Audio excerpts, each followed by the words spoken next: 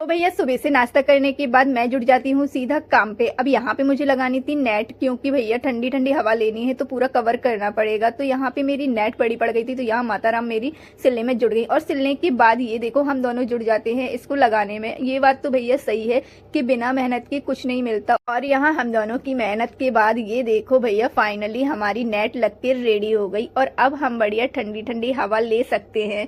और ये देखो इसके बाद मेरे भाई का आ जाता है पार्सल, तो मैं उससे छुड़ा के ये देखो पार्सल अनबॉक्स करने लगती हूँ। और पार्सल अनबॉक्स करना मुझे अच्छा लगता है, लेकिन भैया मेरे मन का पार्सल में अगर कुछ ना हो तो मुझे उतना ही बुरा लगता है, तो मैं उसको दे देती हूँ क्योंकि मेरे काम की चीज नहीं है। और फिर एंट्री होती है मेरी जोजो बाई की। और ये देखो ये मेरी भतीजी है जिसको हम लोग प्यार से जोजो बोलते हैं। इसको कटवाना था अपना प्लाजो, और ये बोलती है कि अब बुआ मेरा इतना भारी भरकम सा प्लाजो काट देना ताकि फटे ना, क्योंकि फट जल्दी जाता है। तो मैंने इसको काटा और इसको निपटाया। और फिर मुझे लगाती है भूख, तो मैं खाने लगती हूँ ये महाराजपुर वाली पापड़ी, जो कि मुझे बहुत अच्छी लगती है। और इसे खाने के बाद मैं सोने चली जाती हूँ। और सोने के बाद उठती हूँ और भैया सीधा बाहर निकल के देखती हूँ, बढ़िया बढ़िया मौसम था आज का। और ये देखो भैया मेरी नजर पड़ती है, ये भैया कहाँ से निकली, ये तो बिल्कुल मुझ पे ही गई है।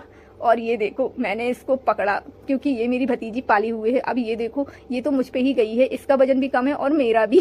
हम और लगता है इसको मैं पसंद नहीं आई, तो ये भाग के चली गई अपनी असली मालिक पे। ये मेरी भतीजी ही है। और ये देखो लोगों का दरबार कभी खत्म ही नहीं होता। और फिर आ जाती है मेरी दूसरी भतीजी जो कि ये देखो मुझे जलेबी खिलाने आती, क्योंकि इसका कुरान मुकम्मल हो गया।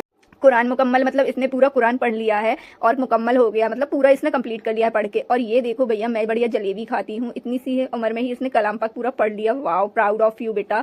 और फिर देखो खाने के बाद ये भैया आ जाते हैं, इनको पता चला कि मैं ब्लॉग बनाती हूँ, तो ये मुझसे सब्सक्राइब करवाने आ जाते हैं। तो मैं इनको सब्सक्राइब करके दे देती हूँ और ये बोलते हैं कि मैं आपकी पूरी वीडियोस देखूंगा। तो मैंने कहा ओ फ्रेंड आप लोग भी जल्दी से मेरे चैनल को सब्सक्राइब कर लीजिए। और फिर जो मेरा बचा हुआ काम था ये तो आपको पता ही होगा, जो मैं वीडियोस बना चुकी हूँ कि मेरी मम्मी ने ये वाली ड्रेस मुझको सिलने नहीं दी थी, लेकिन भैया अब मुझे इसको कंप्लीट करना ही है, क्योंकि मैंने अपने फ्रेंड लोगों से बोला था क्योंकि ये ड्रेस मैं 2 दिन में कंप्लीट करूंगी। लेकिन भैया ये ड्रेस तो अभी तक कंप्लीट नहीं हुई, क्योंकि इसके नीचे के घेर के लिए अस्तर चाहिए था, तो मुझे अस्तर कहीं मिल नहीं रहा था। छतरपुर में भी मैंने सारा देख लिया था, फिर मैंने यहाँ पे एक बार और ट्राई किया, तब जाके ये देखो 2 मंजिल में चढ़ के फाइनली इसके अस्तर का कपड़ा मिल ही गया। तो मैंने ये देखो जल्दी से कटवाया, और फिर भी इसके अस्तर का कपड़ा मैच नहीं किया था, लेकिन 19-20 चलता है, तो मैंने इसको कटवाया और सीधा भैया घर की तरफ आने लगी। और फिर देखो ये भैया अपने घर से पता नहीं 2 थैले क्या लेके आने लगी, तो मैं तो खुश हो जाती हूँ कहीं मेरे लिए कपड़े तो नहीं ले लिए इसने, लेकिन नहीं भैया ये तो वही इसकी भाभी का लहंगा है जो कि मुझे फिटिंग करने के लिए देने आया।